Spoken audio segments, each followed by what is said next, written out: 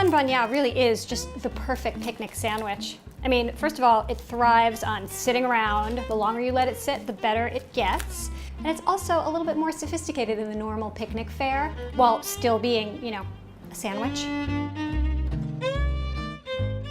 In France, when they make these sandwiches, they use these little round loaves about this big, or sometimes they use big ones, but they're always round.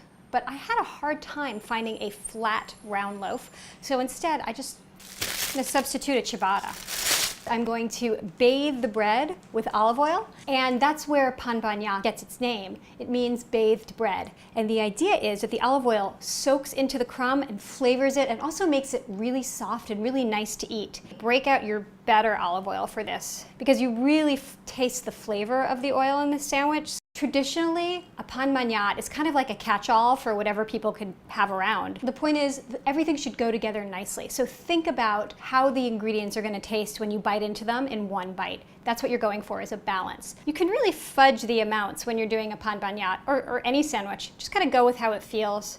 Considering that my child is going to sit on this later, I could make it really tall too because it's going to compress. I hope she's going to sit on it. So far she said maybe.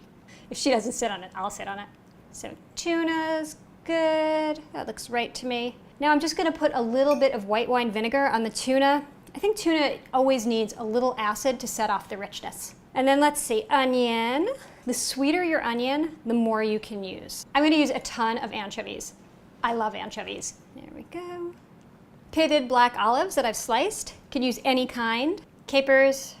I think you need a lot of salt at a picnic because it makes it easier to drink a lot of punch. Red pepper, this is just mostly for crunch. I mean, it does add some flavor, but texture is really its main purpose. Ooh, fennel would be really good. If you don't want to use red pepper, all you red pepper haters, fennel. And then some nice ripe tomato. And finally, basil. Now, if I tried to just cut into this sandwich right now, it would just fall apart. All of the elements would just, you know, fly right out of the sandwich. But by compressing it, not only is it going to fit in my mouth better, it's going to adhere to itself better. It's going to be a neater package. Anybody who's escaped, I have found you. I'm putting you back in the sandwich. Now I'm going to wrap it up really tightly, first in plastic and then in foil.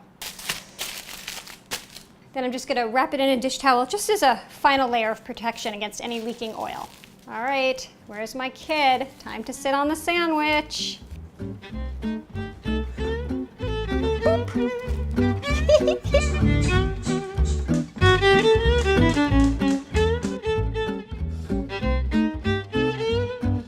You could use a cutting board topped with the heaviest books in your house.